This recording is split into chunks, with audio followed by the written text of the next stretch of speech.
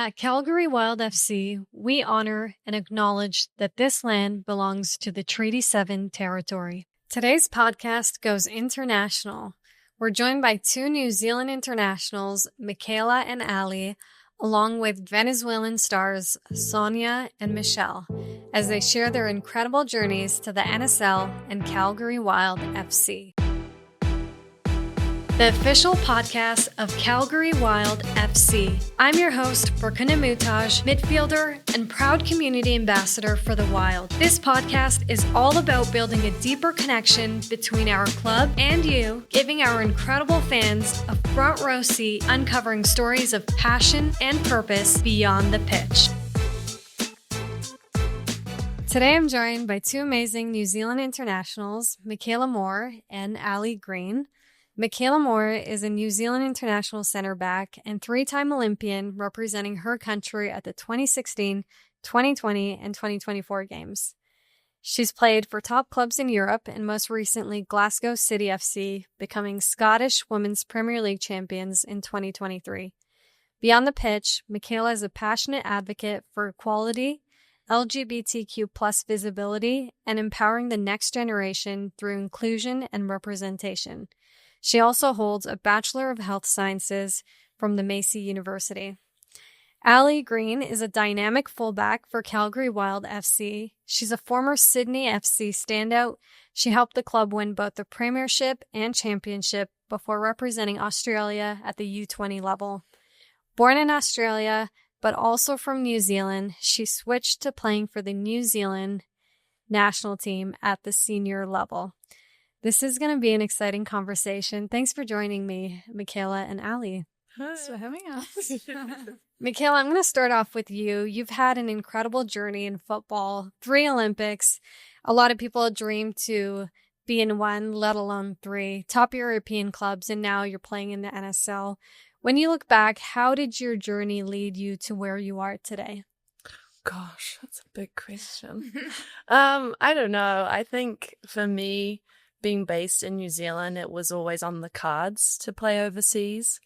And any international in New Zealand at the time, you just had to go overseas to stay in that environment. So, yeah, my first big step was to Germany, and I was there 2.5 years, and then fortunate to play in Liverpool, and then, like you said, just recently in Glasgow. So, yeah, I've been around the world a little bit. Yeah, and what's it been like being raised in New Zealand? How different is it from the Canadian landscape?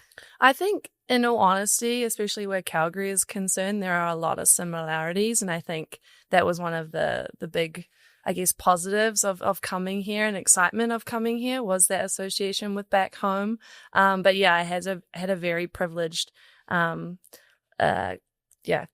growing up in New Zealand. It's a beautiful country, and I think I didn't really appreciate all that it has to offer until you do move overseas. And so anytime I get to go back home and be in that landscape and with all that it has to offer, yeah, I really enjoy it. Yeah, I bet. I mean, I have to see the beauty of New Zealand and Australia with my own eyes. You're both from Australia. You're a dual citizen, Australian, and I guess I can say a Kiwi, but I don't know if Kiwi also constitutes Australia, or would it just? Oh, absolutely not. No. Okay. I don't know if it was a regional thing. Aussie. Kiwi. Okay, that's very true. Yeah. Awesome. So you're an Aussie and a Kiwi. He's a Kiwi. Well, a Kiwi now for sure. In this podcast, I'm a Kiwi. 100% Kiwi now, playing for New Zealand. You grew up in Australia, graduated from high school, and immediately pursued professional football. How prepared were you to go from more of a high school setting to jumping into a football career right away? Yeah, I think it's definitely different compared to the North American landscape, where you kind of go high school, college, and that is also incorporated with sport as well. We have it very different back home. We have the professional setup of the A-League, which has been established for over 10, 15 years. I'm not even sure anymore. So I think you are quite privileged in the fact that you can jump from playing representative levels throughout high school to actually then representing your country on different levels and also straight into the A-League. So it is a big jump. You're only 16, 17 when you're signing your first professional contract, and you're very inexperienced and you know nothing about the world, but you're in a full-time job pretty much. And I think back then it was still deemed semi-professional, but now with the rest of the leagues around the world, it's hit that professional status. So yeah. And while you were playing in the A-League, you were also playing for the youth Australian national program, and then later decided to transition on and play for the New Zealand national team. Yeah. What led to you making that decision? Yeah, I think, so my mother's born in Auckland and she was raised in Auckland. I never really tapped into that side of like my roots and my mother's roots until it was actually a weird time during COVID. The Tokyo Olympics were obviously delayed a year. And it wasn't until then the coach at the time reached out and just said, hey, we've got this Olympics coming up and we know you have some New Zealand heritage. So do you want to think about maybe coming and playing for our national team? And at the time, I was in this weird transition of too old for U20s anymore. And we didn't really have an established under 23s or pathway for Australia at the time. So New Zealand came calling, and my mother, just seeing her face when like I decided to do that was just so amazing. And since then have been so lucky to have gone to New Zealand a lot more than what we were able to when we were young, and just being able to reconnect my mum with her upbringing has been like such an amazing experience. And I haven't regretted 1 second of it. It's been an amazing time. Exactly. No, I can imagine. And I got to meet Miss Mousy over here. Miss Mouse. And how long have you both played together, or how many Olympics rather have you joined each other? I've just done the one with her, the last one in Paris, but yeah, it's been 4 or 5 years. Yeah. Our first tour, weren't we roomies or no?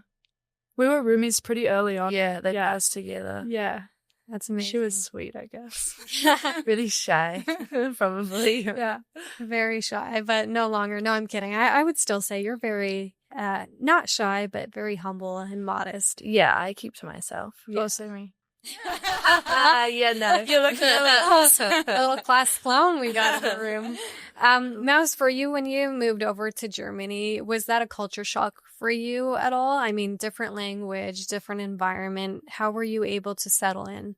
Yeah, it definitely was. And I consider myself largely back then a real homebody. Yeah. So when I did make that move, I struggled a lot. And fortunately, I was placed in a situation where I was almost with a German family that was like affiliated with the club at the time. And so I kind of lived in their like house apartment, and yeah, they really took me under their wing, and I still call them like my German family and keep in touch with them. And yeah, so that helped, but it was really challenging. And I think for me, I had to grow really quickly. Yeah. I had never done anything like that before. I was still relatively young. Like I think when I moved, I just turned 21. So like not as young as Ellie with her first professional team. But yeah, being on the other side of the world and a completely different language was definitely like an adjustment. But I think, I benefited hugely from it. And the league over there has been one of the strongest for a while in women's football. So yeah. Did you pick up any German? Oh yeah. Yeah. I mean, over my 2.5 years, yeah, you have to like, yeah. I picked up football terminology pretty quickly, and I think largely like the German language is difficult, but I fortunately made some really good friends early on, and I think just being immersed with them and also some really good Austrian friends helped me like pick up on the language because I would just listen to them speak. Yeah. But yeah, I do actually miss like speaking that language, and we got put through classes, so that also helped. But yeah, I never thought that I would have to learn a language. Like I learned Japanese at school, so that didn't really help me.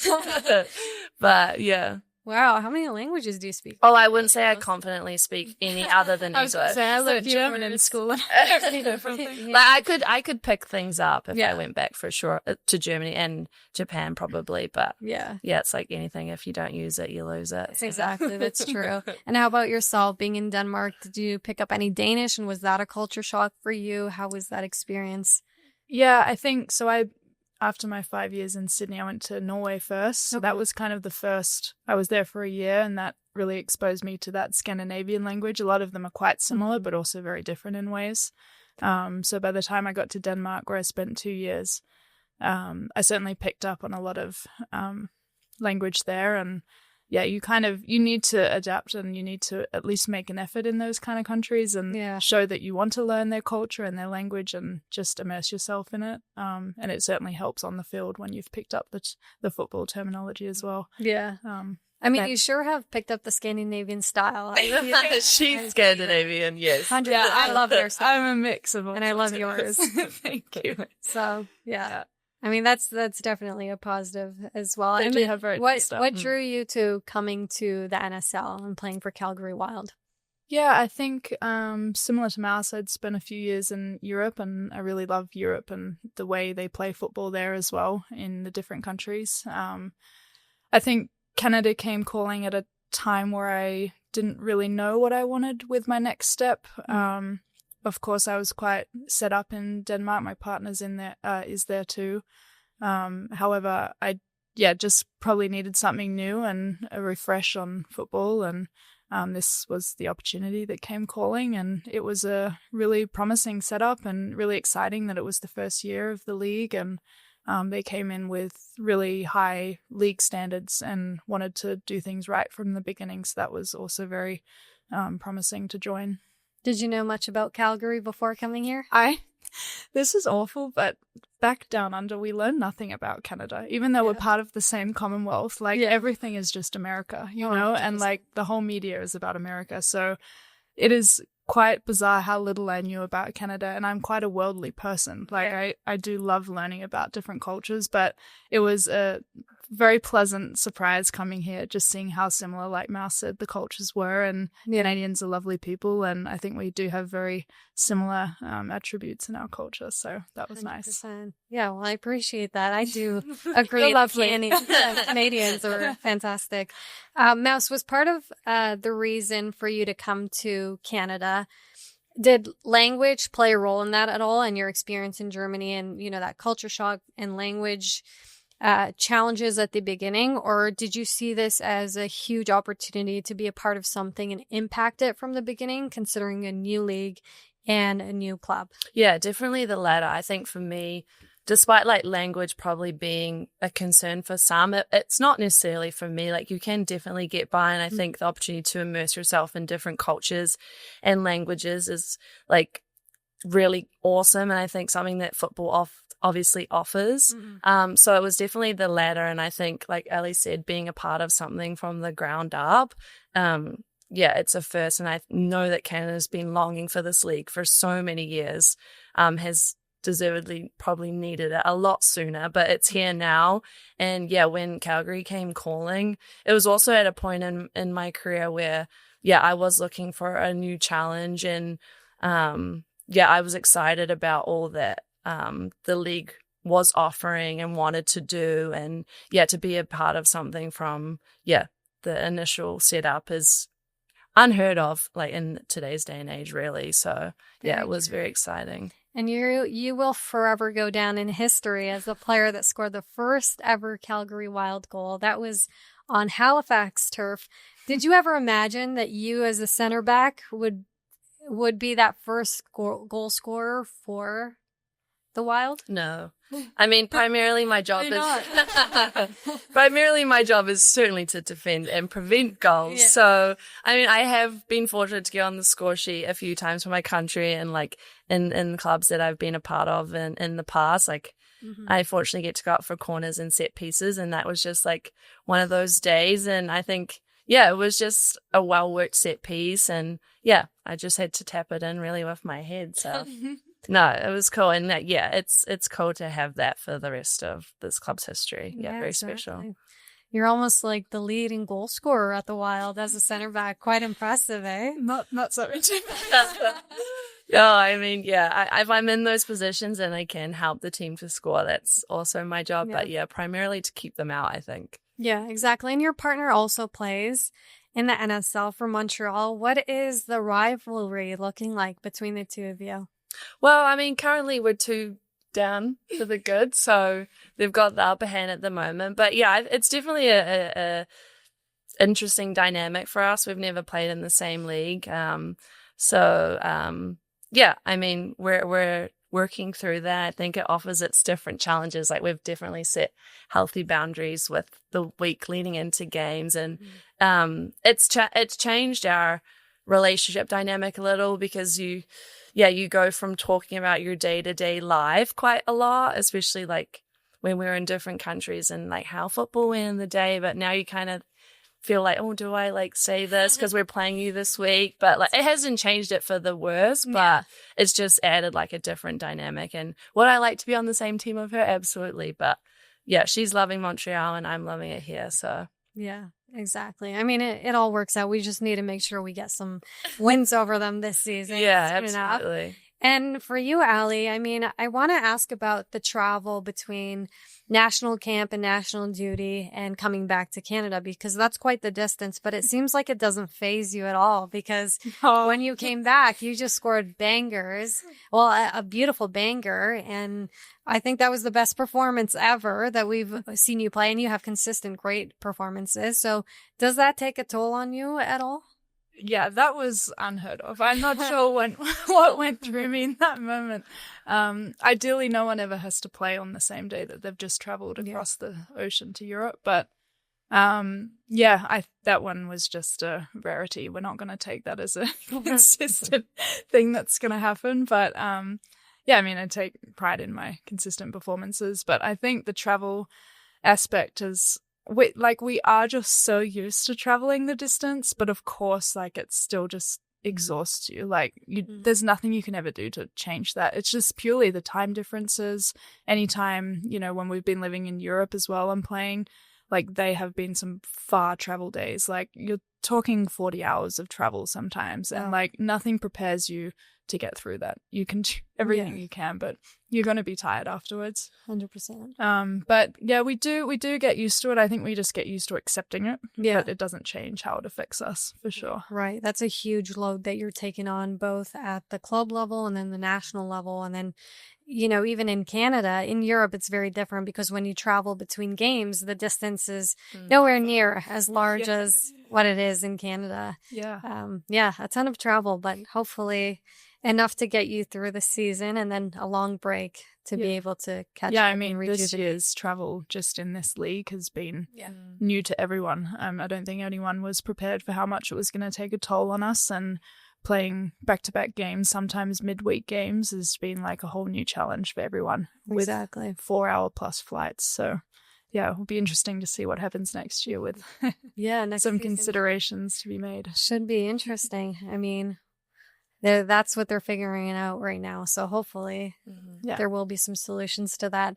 Now, off the pitch as well, you both are quite invested in supporting your community and uplifting others. Now, for you, Meikayla, you're very passionate about LGBTQ plus visibility and women's empowerment.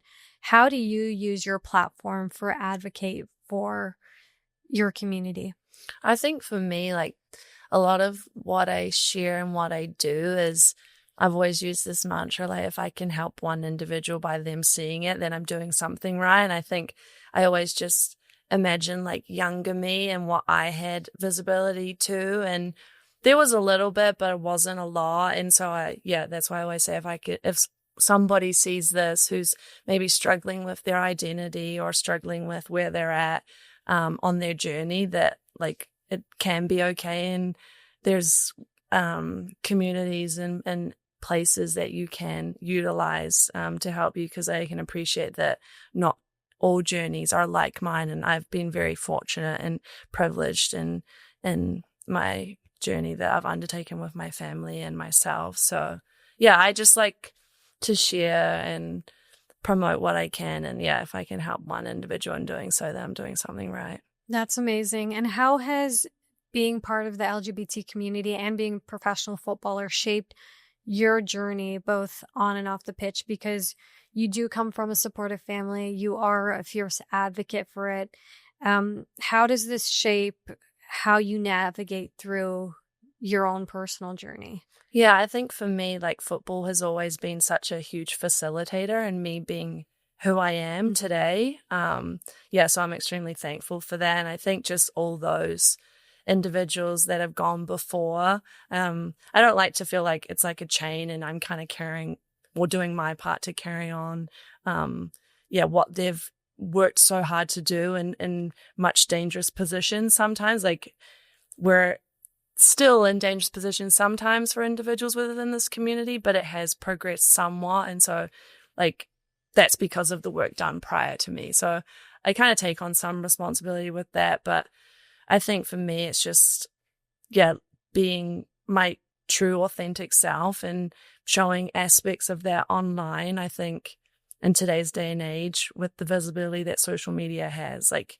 again, if I can just help one individual by seeing what I'm sharing and what I'm doing in connection with football, because that's a big part of who I am. I mean, football is what I do, but it's not who I am. So I think keeping that at the forefront as well, because I think as athletes, you can get really tied into football being your whole identity. And I've definitely struggled with that in my career. But now it's, always just bring it back to like, who am I and what I want to be about and what do I want to share and who do I want to uplift by doing so. Yeah, I love that you mentioned that football is what you do, not who you are, because as athletes, we almost identify as our careers. Yeah. And then once our careers are over, it's really hard for some of us to be able to come to terms with what's next in life, and that there's so much beyond playing football that we can bring value to. Now, for you, Allie, beyond football, what are some things that you really value and hold dear to your heart?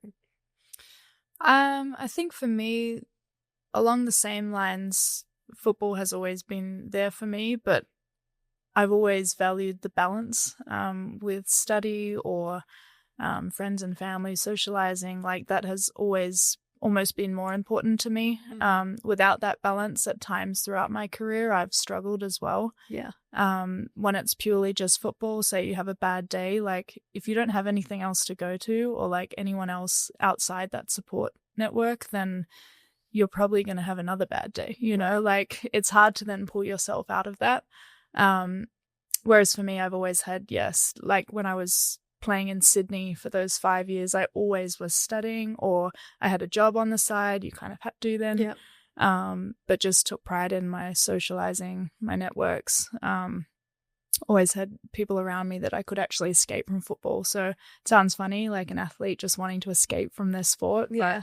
But when you're living it day in, day out, like, you really do need those escapes sometimes. And I've just also taken up study again this year, doing a degree back home with an online university. So it's just super important for me to have something on the side, and it does add extra stress. I mean, with the minimal hours we have to actually achieve anything else off the field is quite hard. Yeah. But it does keep me sane for sure. Yeah, and that I would assume is asynchronous, because there's no way you'd be able to do that. No. And what degree is that?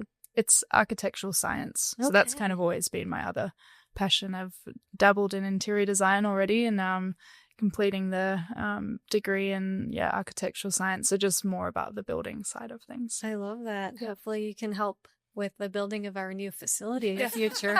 Work with Lara and get things going. Yeah. Why not? Join Ryan Murphy Construction. Yeah. But you're pretty light in area as well. I think you're really good at uplifting and supporting others, and always having a good sense of humor while doing that. I really appreciate that about you. How can others uplift? No, you always have really good jokes, I have to say. How can others help uplift you when you're in maybe a situation that you don't want to be, or is it yourself that always has that humorous side of you that can get you? Yeah, it's funny you say that. I mean, I think I've spoken about a few other teammates are kind of similar to me, and also just previous teammates, but it is funny when you're kind of always the one that's upbringing the humor and the positive vibes, and at least I try. It's funny when people recognize you're down, because it's quite obvious. Yeah. It's like, oh, Allie's off today because she's like not made a joke, or she's not like, it is quite hard to like just be to yourself sometimes. And sometimes I am just needing some time to myself, because I think I exert so much energy on like my surrounding environment. Yeah. But I love it. I love just cracking jokes, and people get sick of me, but I just keep going. You know what? You got to do what you got to do. Yeah. Meikayla, you mentioned about quite a bit about being your authentic self and what that means to you. And if you can support one individual, then you almost feel fulfilled at doing something that has maybe enlightened or lightened the load of another individual because you don't know what they're going through. What message do you have for individuals, whether that's within the LGBT community or not, that may feel like they don't belong and need some sort of encouragement to continue to feel that they bring value to this world? Oh, gosh. Hitting the Heavy ones hitters. there. No, Anyone can answer. It's you. Mel. No, it's a great question. Yeah, I mean, every journey is your own journey. And I think until you come to terms with that, that's like the first step, because I think it's easy to get caught up in a lot of what you see online. Like even what I post, for example, like social media is social media. But I think a big thing for me is like Ali kind of talked about, like leaning on those that you can. And I appreciate that for some that's not immediate family, but finding people that do see you for who you are and leaning on them and seeking love and guidance from them. And if that's also through people like myself on social media or other individuals that you admire, then do that. But the most important thing is to find your path and be true to who you are. And I think that in itself is really challenging. Like that took me years. Yeah. And a lot of like a roller coaster of emotions and experiences and trials and errors and all that jazz. And but being true to who you are and finding what really lightens your fire and what, brings the biggest smiles to your face, and then pursuing that with everything. And I have to say, you've been quite brave and bold about that through your journey. And not that I knew you in the past or at all, but when I was learning more about you for the sake of this podcast and kind of stalking you both, as I do with all my guests, I came to 90% of your photos being with long hair, and I overlooked it. I was like, oh, I guess this is another Meikayla Moore. Let me keep digging in. She's lived 32 lives, this girl, trust me. I mean, like, totally. I would have... It's crazy how different you can look with a different hairstyle. And I think that's pretty brave to go from a longer cut to a short cut. What was that journey like? What were some thoughts that were going through your head throughout that? I know you alluded to your sexuality as well, being a part of that journey. Yeah, I mean, I think hair is a form of expression, just like clothes are. And that in tandem with like my journey was part of what I went through. Like I had cut my hair shorter previously. Like, gosh, I was still in New Zealand when I did so. And it was part of like me really trying to like throw myself into where I felt I would feel comfortable. But in all honesty, I wasn't there yet. And when I was maybe misgendered in public or like people didn't, acknowledge me for how I felt I identified, it was really like hurtful and it impacted me. And so I grew it out again. So I was like, oh, it's not me, like really uncomfy. And naturally, like I wear more masculine clothes. So I think when individuals did see me, that's kind of the connection they made. But because I wasn't set in myself, it was triggering. Yeah. So I grew out again and I had long hair for, gosh. Hide po. Yeah. I tried bangs at one point, like a side fringe. That was awful. That was in high school still. Okay. Yeah, I experimented a lot with hair in clothes in tandem with my sexuality and like where that went. But now I'm very set in like who I am and how I present. And I decided to go with a mullet back when I moved to Glasgow for the first time following being in Liverpool. Yeah, just another part of my journey. And I don't think I'll go back to long hair, in all honesty. Like, I think now I've found, like, my groove and I feel really comfy with short hair. The mullet may come and go because sometimes it's a lot, but I'm enjoying it at the moment. I think She's it's a like beautiful mullet. I have to say, you're probably the only person that I believe can pull off a mullet. I've heard that before, so I'll take that. Yeah. I mean, to be able to pull off a mullet and long hair and the different other hairs that you've had, that's quite impressive. So I have to give it to you. Oh, thanks. And you know what? Now that I'm thinking about it, because I didn't know you before, and even when I was searching, I was like, this must be another Meikayla. But I did come across a photo of you when you were playing for Liverpool. Mm-hmm. And were you ever part of the Common Goal community? Because I might have seen, and did you advocate for LGBTQ plus and pride inclusion through Common Goal? Mm-hmm. I feel like I've definitely come across you there. Yeah, then. probably. Yeah. Okay, you definitely have. I remember, did you ever do a short video with Jurgen Klopp about it? Yeah.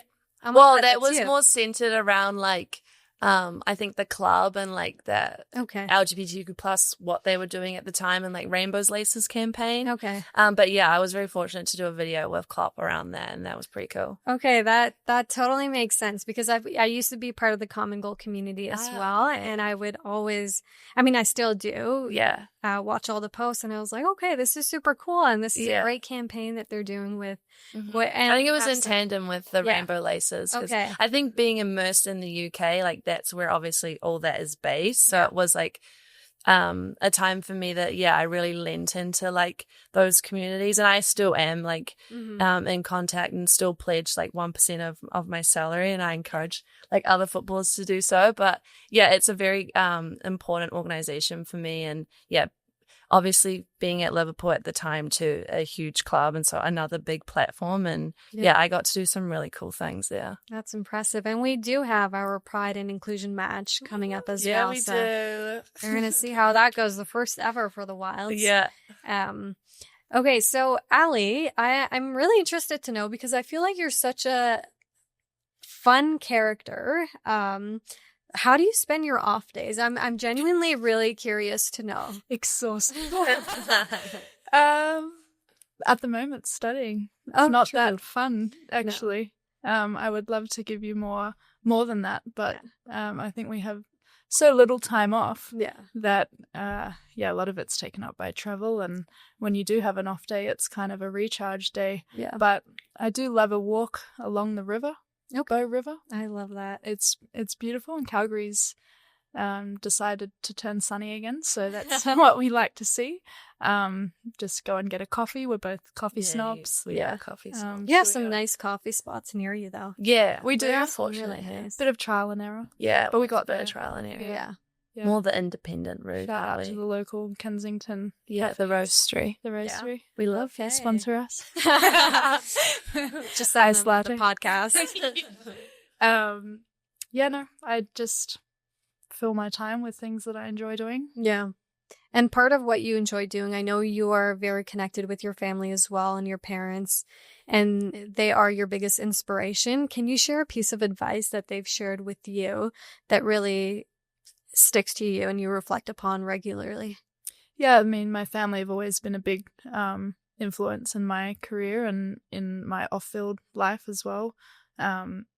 It's obviously very hard living far away from them, but I think you do take a lot of things with you wherever you go. Yeah. I think family for me has always been immersing yourself in your own environments too. So anywhere I go, I try and create a family on top of my own family.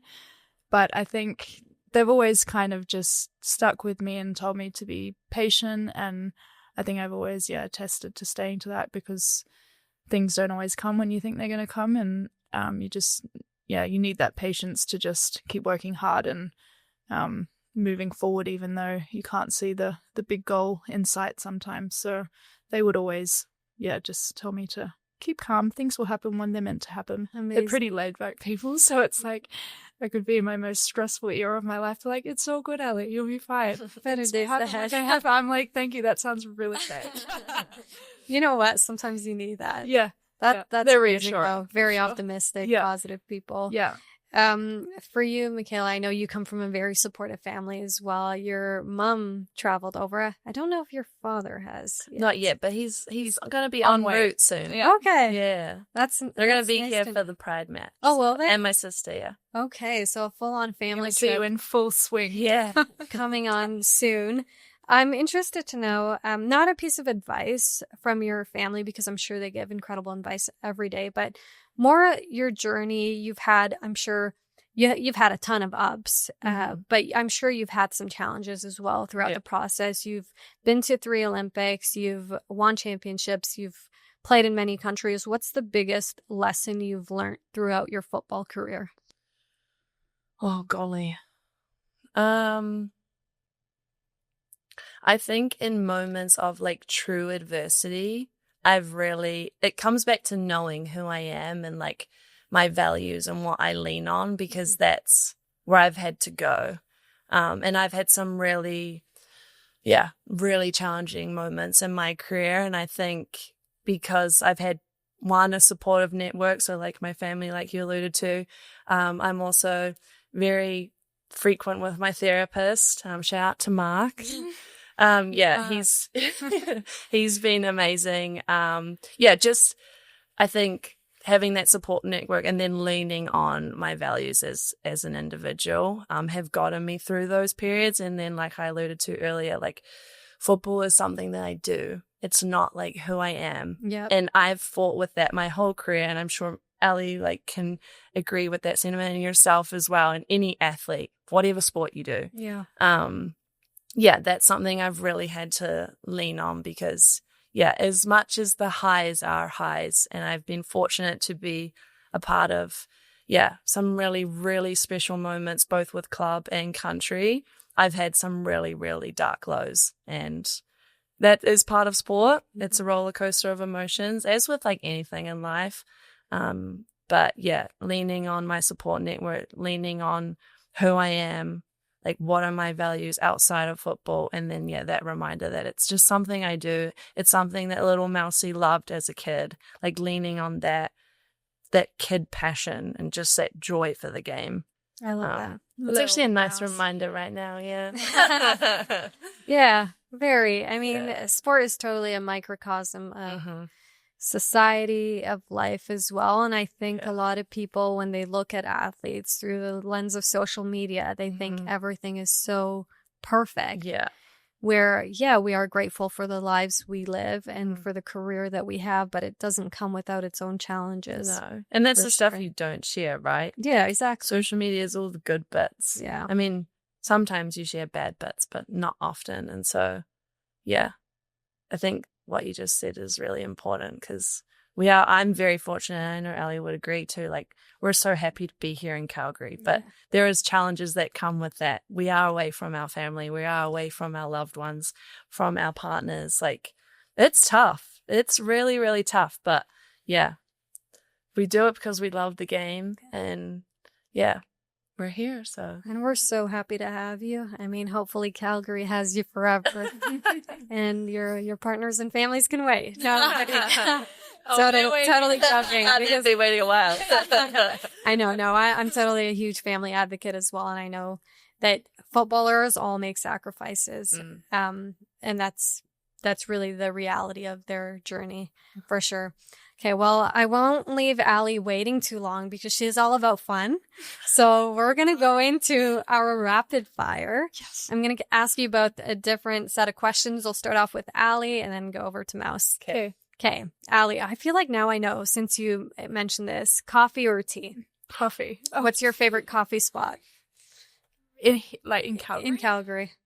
Have to be the roastery. Shout out times 2.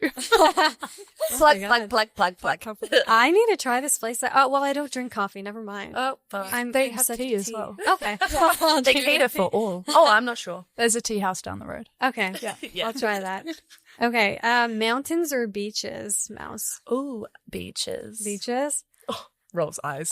Why is it anything else? Oh my God. Well, we don't really have many beaches. It's my rapid fire, not yours. Sorry. One song that's on repeat for you at the moment. What is Olivia Dean's one? Oh, it just came out. I don't know. It just came out. It's something fresh. I cannot stop playing. I thought you were going to say Midnight Sun. No. Olivia Dean. I'm in Olivia Dean era. Okay. Yeah. Amazing. I don't know who that is. I'll have to search. UK artist. Okay. She's amazing. Okay. I do love UK artists. Yeah. They have beautiful voices. Yeah. Your favorite hairstyle? Oh, Side po. no. I'll probably say mullet. A mullet? Permed I have to mullet. say you're On myself. Some mullets rocking are it. out there, to put it bluntly.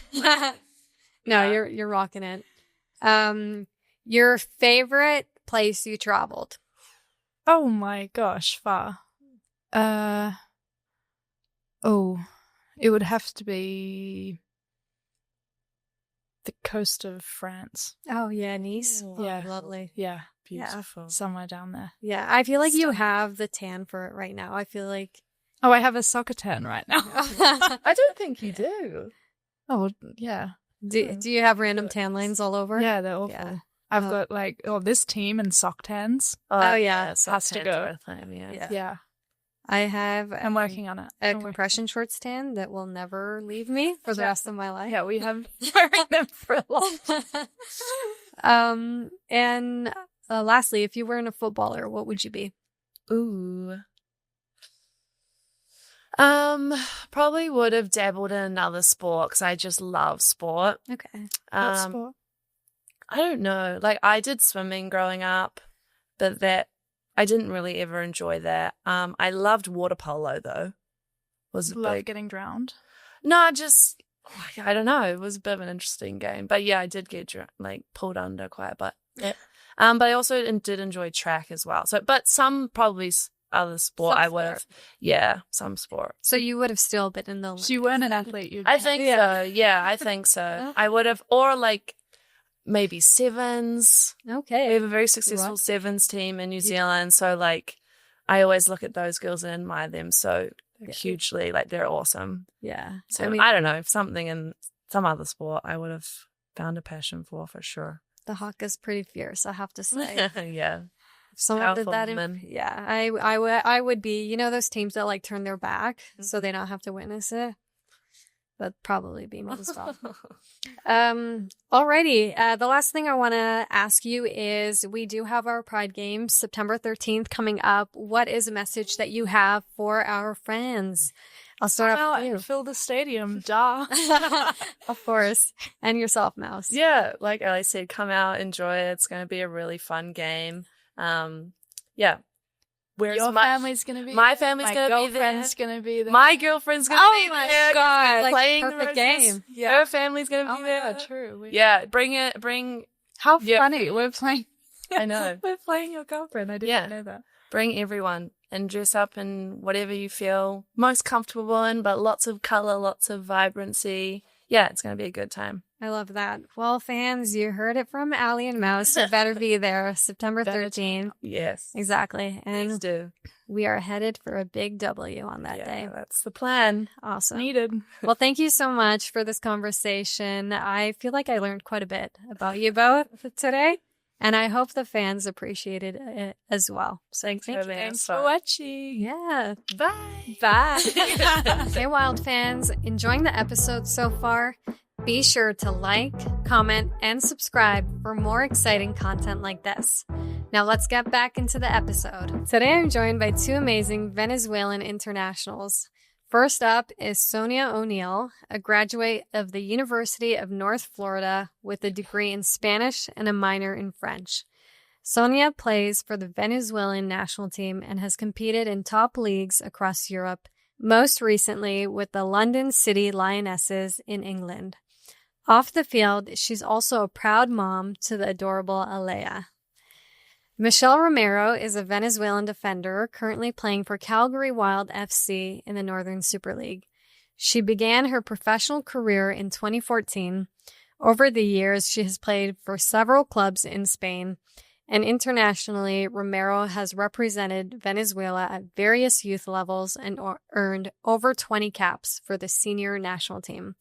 Thank you so much for joining me today. I'm really excited for this conversation because we have a unique perspective today with Michelle speaking in Spanish and me not knowing anything in Spanish. So, Exactly. Michelle, you are so funny. I'll give that to you. Alrighty. So, Sonia, I'm going to start off with you. You're born and raised in Toronto. By your own words, probably not the most resourceful area of the city. and you witnessed a lot of community members go astray. Individuals that you even grew up with, and they had immeasurable difficulties. How has growing up in an environment like that led you to where you are today? Yeah, I think, like you said, growing up, I had some of my friends going off on scholarships, some, ending up on a different route, just due, I guess, to the area and influence. And football was a way we all connected. And for me, I think that just kept me on the right path in the sense of seeing others fall off of the path and seeing their potential. For me, it was like I wanted to stay disciplined and make sure I get to where I need to get. And I had a few older players that, didn't have the same opportunities. One, because it wasn't as big before to get scholarships and, go to the States, but also because, again, given the situation, they didn't have enough exposure. So I guess they made sure to take care of me and make sure I stayed on the right path. I had a few good influences on me, and I'm just someone who's really driven and wants to reach the goals they have, and I want what I want kind of thing. I want to get there. So I think for me, it was just, again, seeing really good players, even better players per se, not live up to their full potential, turn down scholarships, maybe to be cool, or pressure from the community and maybe not the right ways. So for me, I think that just pushed me even more to be one of them, to kind of beat the odds, I would say. Yeah. And is that why I've noticed quite a bit from you? Very grateful individual, down to earth and humble with your achievements that a lot of people wouldn't even know. And does that stem from your experiences as a child, witnessing things that maybe other kids didn't at the time? Yeah, I think that played a huge role in it. And I think just growing up, I knew that at any point, you can be stripped of the good things you have. And part of that is my faith, a lot of it with my family and just friends. I was never a fan of people that have an ego because, like I said, you could be at the top one day and at the bottom the next day. And respecting those that are with you when you were at the bottom or when you're at the top. So for me, I think personally, the best quality you can have is be humble and grateful. For me, I don't know. I'm not someone who believes in thinking you're better than someone else. So I think everyone has something different to offer. And like I said, you can be at the top one day, at the bottom the next day. So it's never getting too high on your highs or too lows on your lows. Just kind of staying in the middle. So well said. It's true, because life is so unpredictable. One day you can be on top of the world, and one day, unfortunately, things won't go your way, but you have to stay consistent with how you treat others and how you feel around life, and just stay optimistic for sure. Michelle, you began your professional career in Venezuela before moving to Spain. What was it like living and growing up in Venezuela before moving over to Europe? Yo desde los 15 años estoy con la selección de Venezuela. Representé Venezuela en el Mundial Sub-17 y mis padres no me dejaban salir del país mientras que no terminara el colegio. Entonces tuve que esperar terminar el colegio para poder salir a donde saliera. Tuve la oportunidad de poder jugar Copa Libertadores y mi padre me dijo, no puedes ir hasta que tú te gradúes. Y bueno, ¿Hiciste clases de inglés? No. Venga, para abajo. Pero bueno, nada, terminé el colegio y ya después de ahí sí surgió las oportunidades de irme al exterior. She said basically that she played in Venezuela for a long time because her parents were like, you're not leaving Venezuela until you graduate school. Okay. And I was basically saying, did you take English classes? And she's like, nope. I'm like, that's clear. So you grew up playing in Venezuela, had to graduate school before you made your way over to Spain. What were your dreams as a young girl? What did you want to achieve in football that led you to Spain? Mi sueño siempre ha sido representar a Venezuela, poder ir a un mundial de mayor. Pero obviamente no tenía la edad y bueno, sabía que puedo conseguir eso a través de estar en ligas profesionales y me hacía mucha ilusión jugar en España, que es una de las mejores ligas del mundo. Basically, long story short, representing Venezuela, and then she wanted to play in Spain because it's one of the best leagues in the world. Yeah. And obviously they speak Spanish. She didn't say that part though. Yeah. In Venezuela, is it going beyond traditional gender norms to play professional football? Because for me, for instance, I'm from Afghanistan.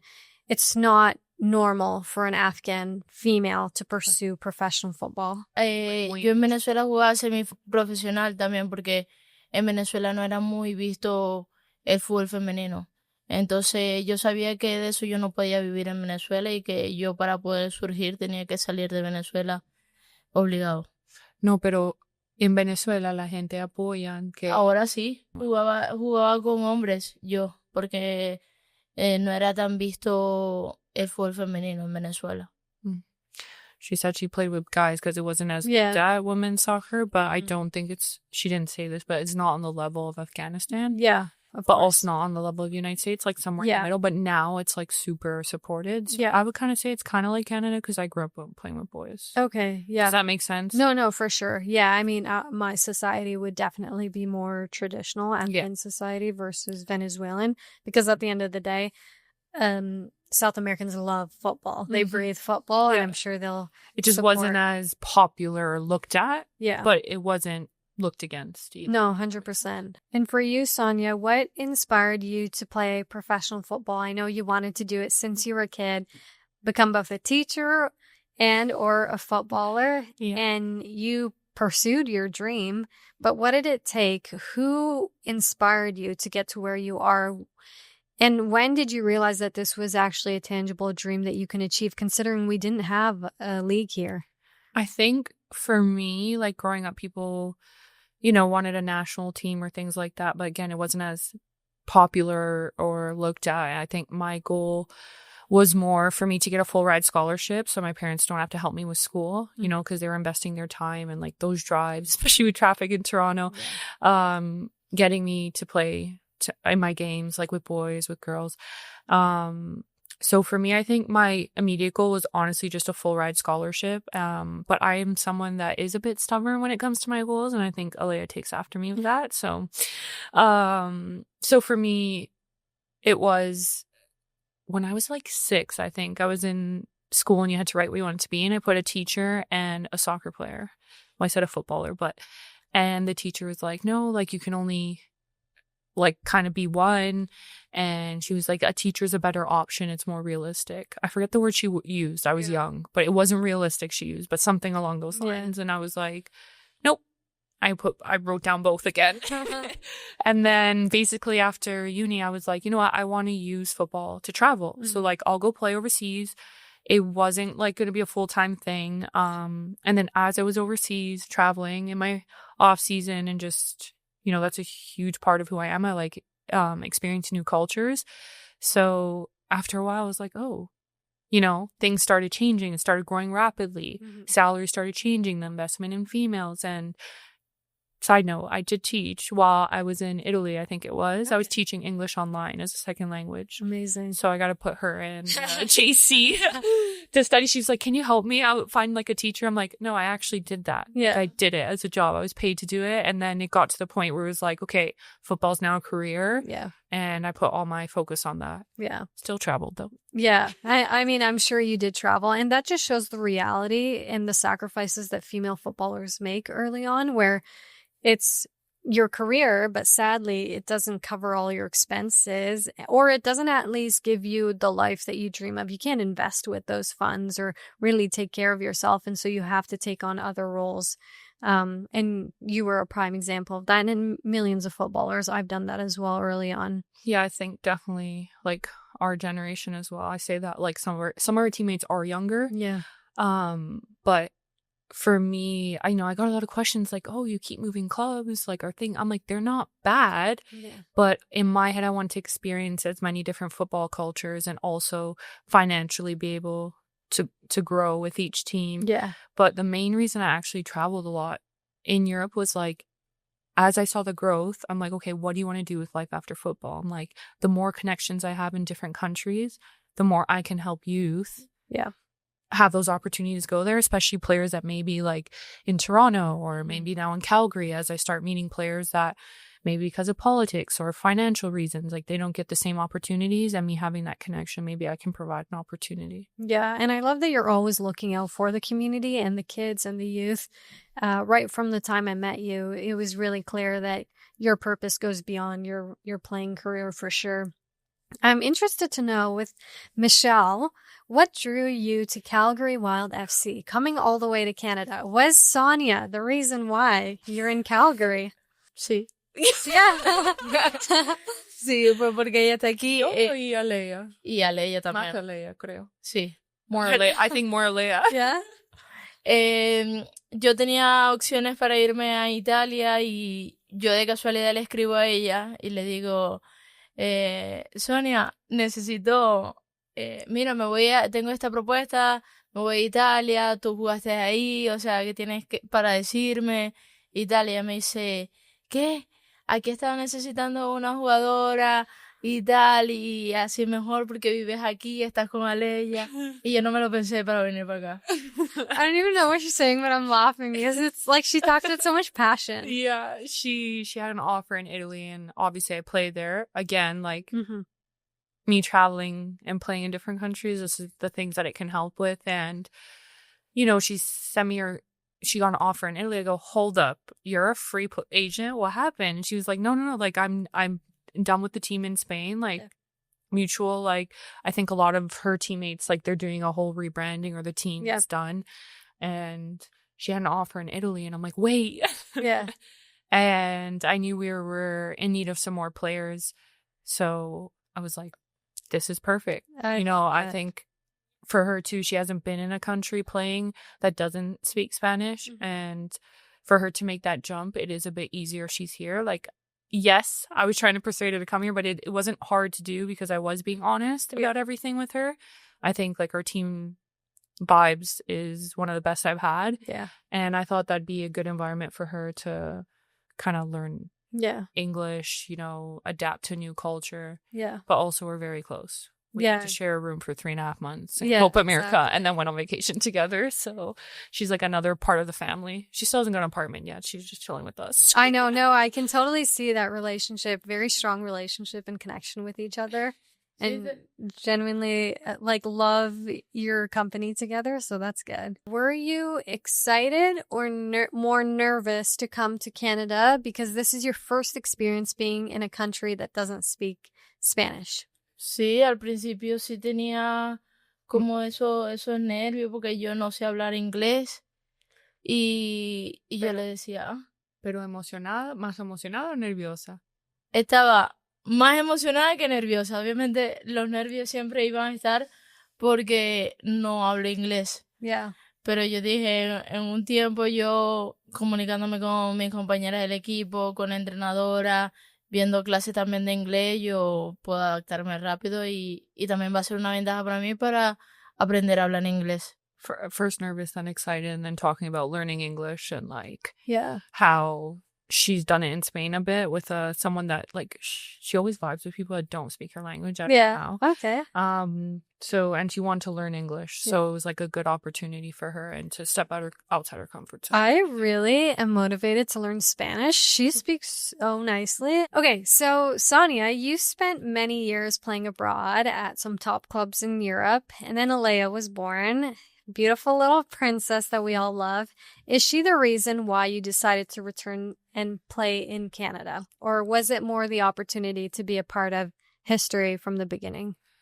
I think for me, like I said, I've been around Europe. I was the first Venezuelan national team player to score in Champions League.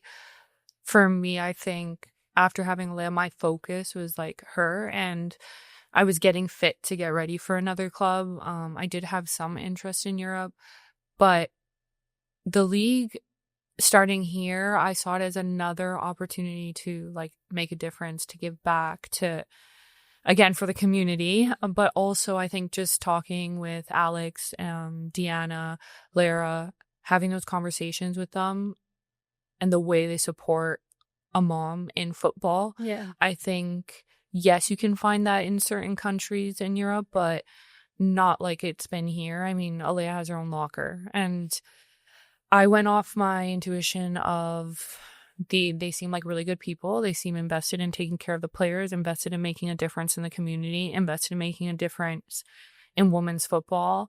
And I think the goals we had, not only on the field, but more off the field, were aligned. And that, to me, as I just turned 31, I think that's more important to me, is like, how do I want to leave football down the line? Yeah. So to me, it was like, I can make more of an impact here than I could, let's say, in a country that already has a pretty solid league. Yeah. So I'm excited to see this league grow. But yeah, it definitely was because of the staff and the goals with the community and for young girls here in Canada. Yeah, exactly. I definitely agree. I think those early conversations with Deanna, Alex, really allowed me to understand what their vision and purpose was behind the club. And I think you and I are very aligned when it comes to both on and off the pitch, and being, having that championship mentality and supporting the community and vulnerable individuals. Now, Calgary is so different from Toronto in many ways. Is there anything about the city that stands out to you that you really appreciate? No traffic. Even when someone in Calgary says there's traffic, it's like 3 minutes. I say, guys, you have no idea. It takes me an hour and 45 minutes to get to training in Toronto. Yeah. 23 minutes to get home. I agree. Yeah. There's no way. I mean, okay, that's just a side thing. But I think the nature part of it, like nature and a city all together. And I think me being a mom now, just there's so many beautiful parks for Alea. Like even the playgrounds, I'm like, what? Girl, if you saw my playground, I was jumping off a slide to make it fun. You know what I mean? That's funny. So I think just, the parks, the nature, and with this, it not being a super big city, but big enough where there's things to do. And I find that the people have been really friendly and welcoming here. So those are the things I like the best. Yeah, a lot around of to the country music though. Yeah. Yeah, and now there's Michelle here. Oh, Michelle is the cherry on top, eh? For Calgary. I like that it's calm here though. Yeah. I think it's calm, but I'm also not like far away from a city. Yeah, no, for sure. I mean, Michelle coming adds so much value both to the team, but your personal life as well. Michelle, you've represented Venezuela both at the youth and senior levels. What does wearing the national team jersey mean to you? Desde la primera vez que yo me pongo la camiseta de la selección y nos toca cantar el himno en un mundial, en cualquier partido amistoso, a mí se me eriza mucho la piel y me emociono. Y como si fuese el primer día que me estuviese poniendo la camiseta. O sea, yo pienso que pasan los años y sigue siendo la misma sensación y eso nunca va a cambiar. A lot of good things, but I'm just summarizing quicker for time. And then basically like she still puts on the shirt and gets the same feeling. Yeah, that's amazing. And how does it feel for both of you to play internationally together, but also at the club level together? Una maravilla porque es mi mejor amiga y la puedo disfrutar en la selección, que siempre estamos, que si por 2 meses, 1 mes, cuando mucho, pero aquí ahora la puedo tener todos los días y la puedo molestar a ella y ella me molesta a mí, porque eso era lo que más disfrutamos nosotras de nuestra amistad. Y ahora también con Aleya y con Jan, que en realidad somos como una familia. Sí, la verdad es que somos como una familia y es como mi otra hija. No, pero nosotros siempre estamos burlando, no sé, riendo y todo en la selección, y compartimos una habitación una vez por 3 meses y medio, creo. Que fue 2 meses y pico y después fuimos en vacaciones, no sé. Sí, después de la concentración una habitación. Nos fuimos de vacaciones juntas. Una habitación de desastre, pero puedo decir algo. Vivimos juntos en una casa, estamos bien organizados. Yo lo dije, solo el hotel, que no es su casa, ¿sabes? Pero limpiamos, pero la ropa para todos lados. Ya. Pero hasta ella estaba como, no, tú tienes tu familia, que tranquila, que yo busco un apartamento, pero yo dije, yo no quiero que ella sale, yo no quiero que ella sale. Es por un tiempo, ya después yo me voy a mi casa, o sea, a tener mis cosas para que tú estés tranquila con tu familia ahí, y ella ni Jan quiere que yo me vaya. No, y a Leia, menos. Fue mi novio que dice, ajá, ¿y por qué ella va a otro apartamento? Porque él también tiene una amiga, cuando yo voy a entrenar niñas, por ejemplo, él está en la casa con ella, hablando. Ayer ellos fueron a jugar billar cuando yo estaba trabajando, ayudando a los niños. Pero también mi hija levanta y estoy con ella en la mañana. Ella es muy callada. El momento que ella pone la luz, ¡pum! ¡Mimi! ¡Mimi! Y toca la puerta. Y para mí, de tenerla en casa, no sé, es como antes faltamos algo y ahora ya llegó. Ya llegó. Y puedo decir en la casa, tú no eres un desastre. Pero todavía, Dios mío, tú le gusta estar lista así, ¡pum! Claro, es que tú te tardas mucho. Ella está durmiendo, yo estoy arreglando. Ella tarda mucho en arreglarse. Demasiado. We basically said that, like, we've shared a room for a long time and national teams, so, like, sharing an apartment's, like, pretty easy. Yeah. But also, like, my boyfriend was the one that said, like, why is she going to get an apartment? Like, she can just stay with us till the end of season. If she wants her own space, she can get it next year. But for us, like, we have 2 bathrooms and 3 bedrooms. We still feel like we have our space. And she was there when I met my boyfriend, so. Yeah. And Alea loves her. That's amazing. I had to summarize it. And then we were joking with each other. Mucho arreglándote. And she said she takes forever to get ready. I'm like, you're literally sleeping right before we need to go. I have to wake her up. She didn't even put an alarm on. Oh my God. I have to wake her up. It's my other child. Still on the Spanish. But my other child that washes the dishes all the time. Oh. My boyfriend, sorry, in Spanish you say mi esposo. My boyfriend cooks. And usually I would, like, clean up. But she's washing the dishes. I'm doing the laundry and cleaning the floors. It's, like, amazing. Wow. It helps. I get more time with Alea. Yeah. And then when I'm, like, showering, you know, and my boyfriend's cooking, she's there playing with Alea. Wow. So I have an extra kid now that helps with the chores. Michelle is, like, the perfect roommate. I want to ask, I was going to ask, actually, how do you balance being a mom and also being a high-performance professional athlete? You obviously have help now with Michelle on top of JC, who's been an incredible partner to you. But I can imagine just with the amount of travel, and it adds up. No, yeah, it's definitely like she saw me and she's like, "My God, you're skinny. I think you're skinnier than the last time I saw you." But I think honestly, I don't balance it.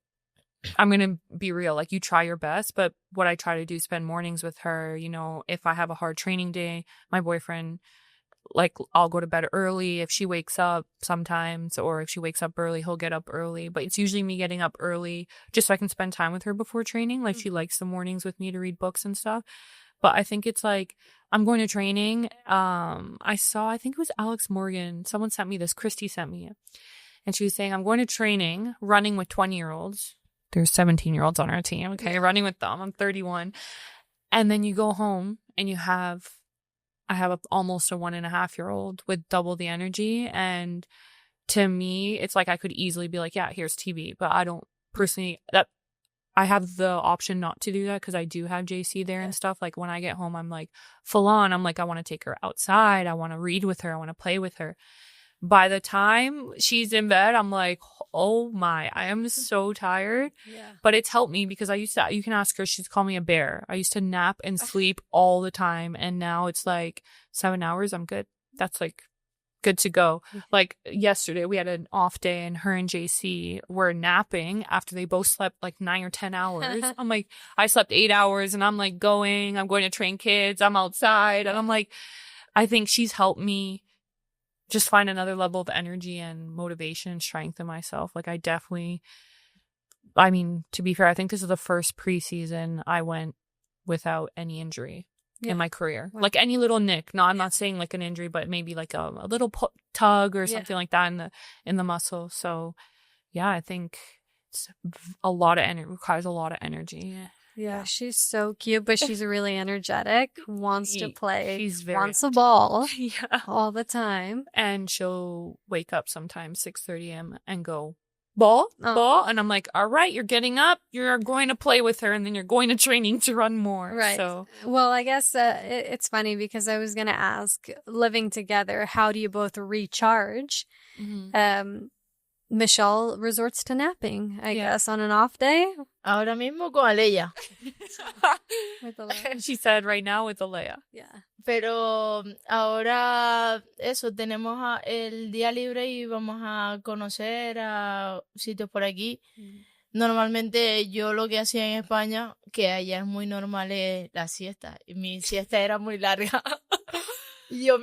Pero eso, Todos saben ahora en Venezuela que está claro que ella duerme más que yo. Recuerda que ella me Ahora dice que porque- soy un oso. Ahora porque Mira, tú tienes bebé y tienes que estar fue pendiente de peor tu que bebé. yo de antes. Demasiado. Ella duerme 10 horas y también necesita la siesta de 3 horas. Pero por lo menos Es que- ella levanta con energía para jugar con Ale también. Es que la siesta es imperdible, o sea, eso se puede... Cuidado, cuando tú eres mamá, una siesta es como, Vale no oro, sé, ¿no? es tu cumple. Vale oro, ¿no? Yo sé. Lo vivo contigo. Ahora sé lo que es. Pero bueno, como todavía no me toca a mí, lo tengo que aprovechar. She was saying, like, before I used to take more than her, but now, like, the nap is necessary, especially in Spain. She said in off days, like, she's gonna get to know places. Like, we're gonna go to canoeing. Oh, nice. This Wednesday. Yeah. So, and then, yeah, she's like, most of them I spend playing with Alea. Yeah. Or, Okay. and napping. Yeah, for sure, clearly. But no, such a great addition to the team and to our environment. For you, I know beyond the pitch, you have a lot of social causes that are close to your heart, and you do that through coaching, mentoring. Is there any social cause that's important to Michelle, and how does she use her platform to support those communities? No, bueno, pero a mí también ayudar a los más necesitados, o sea, da igual. A mí lo que me enfada mucho también son las injusticias y esas cosas, pero la verdad es que yo soy bastante desprendida de todo eso, o sea. She said, like, she's someone that doesn't like injustices and is, like, informing herself about it. But, like, she wants to do more, but she's still learning about what and how to do it. Yeah, no, that's amazing that she cares and wants to support society in a meaningful way. We're going to wrap up with some fun. We're going to do some rapid fire. Oh, gosh. So I'm going to ask you a question, and then I'll ask Michelle a question, and then we'll go back and forth. I'll start off with Michelle.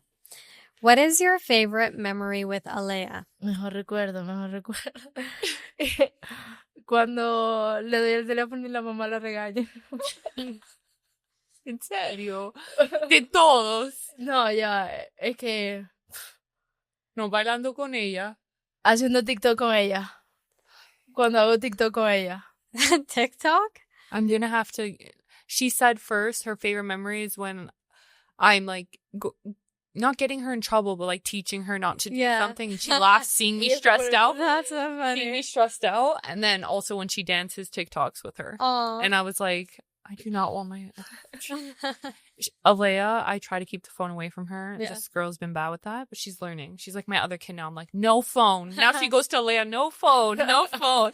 It's for adults. That's funny. Let's go read. Let's go play with a ball. Aw. What is your favorite Venezuelan dish, Sonia? Qué difícil.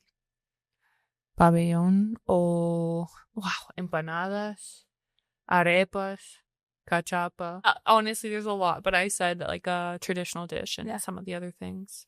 Yeah, I would love to try Venezuelan food. I never have. So one day you both Vamos a llevarla. for me. Ella comió que yo Or disaster in the kitchen. Oh, really? no cocinaba ninguna de las dos. Well, My I was gonna boyfriend say, can cook Dominican food for you. There we go. You cook for me. I'll cook you the best Afghan food. Ella va a cocinar. Okay. Yeah. There we go. Su país. Deal. What is your favorite song to play before a game? A mí me gusta el malandreo. El malanteo, pues. Mentira, que te gusta a ti. Ah, Preguntó porque piensa en mí. No, sí. Ella, no sé, escucho mucho Afro House, malanteo. No tengo una en específico. Just not Salsa. Okay. Salsa Yeah. before a game. Okay. Yeah, even in the car. Who is your favorite national team teammate? I would assume it's probably Michelle. Is it? Yeah. Yeah. What's your favorite memory, national team memory with Michelle? No, el mejor recuerdo contigo en... The thing about me and her is we do a lot of like pranks and jokes on each other and we're just constantly laughing. Like she is, yeah. So it's really hard to choose one, but I would have to say after Copa America going to Los Roques in Venezuela was one that was like, it's beautiful. It's beautiful there. And it was just hilarious. It was just us two. No one ended up coming and we're like, we're going, you know?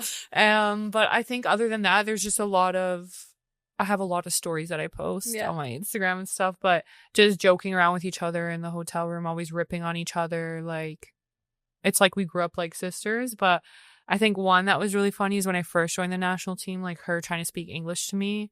Hilarious. And like people from her state in Venezuela, when they speak, they like are kind of loud and like raise their voice a bit.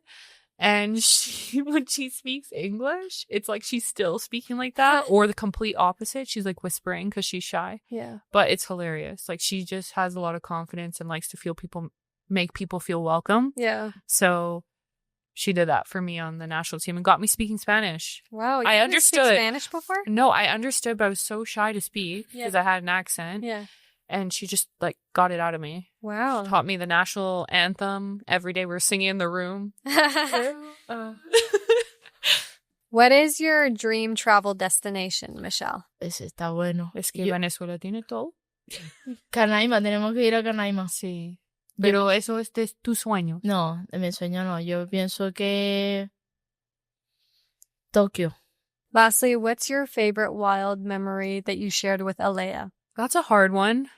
I think just after the game, seeing her in the stands, especially the home games, or maybe even the first game, because it was really hard to balance, trying to get my body back in shape and ready to perform without injuries, on top of breastfeeding, on top of trying to be a partner, like be there with my partner and present, on top of having friends in Toronto, them wanting to visit Alea, the sleeping, everything like that. So I think when we got to the point in Vancouver and that surreal moment, which is, a professional league here in Canada for young girls, and then having my daughter there, I don't think, of course, she doesn't right now understand the significance of that. But I think when she looks back older, like it'll be a really proud moment for her to know I was part of that historic moment, and knowing that that first game was literally my first game back after like a year and 8 months, maybe 7.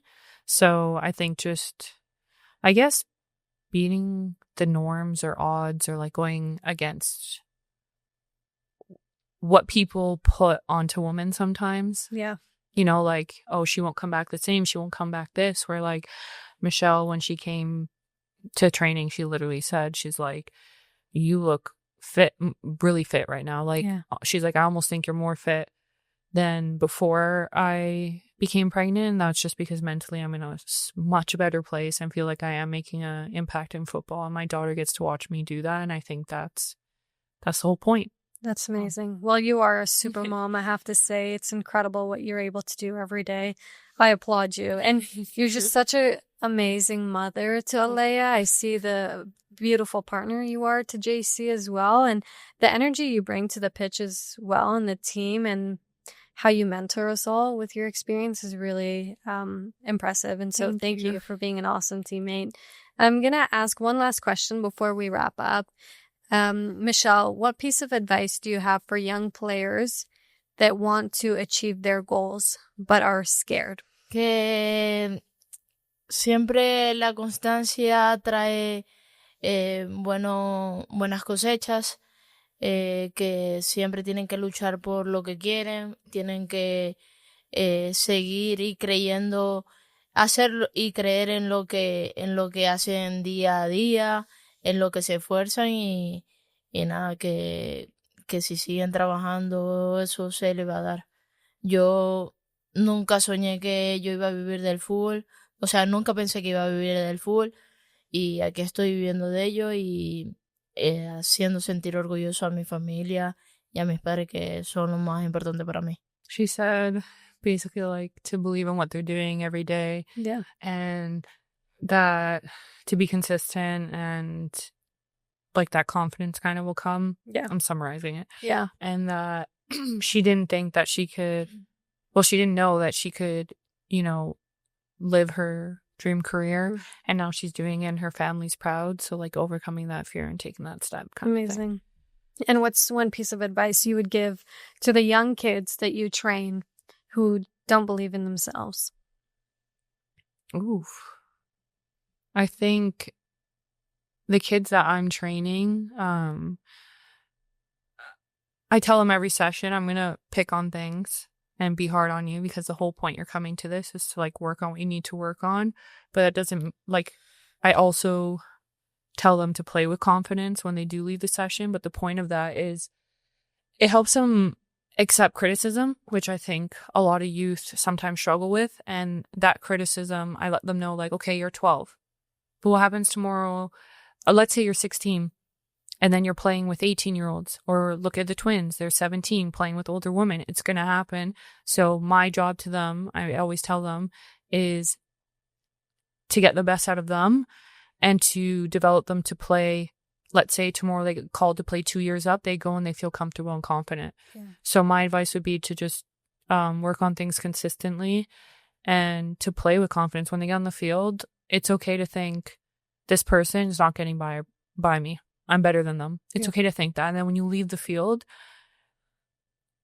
to know that, yes, you're a good player, but also to look at the things you need to continue to work on, and that there's many good players out there. Yeah. But I think my players, they know that the small details make a big difference. And one thing I love is a lot of them have really good attitudes when they come to training, and I'm challenging them, and they're determined. And that right there, that determination is what separates someone from going pro and from ones that stop.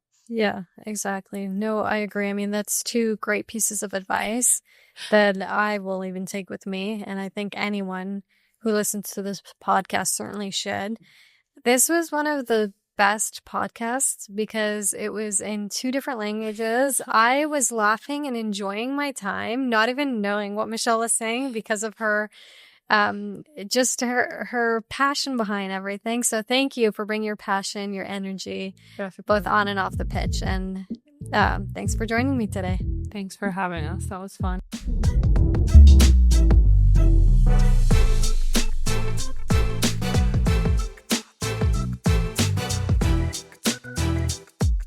Hey, it's Farah here. Be sure to select the next episode and enjoy some more wild content. See you soon.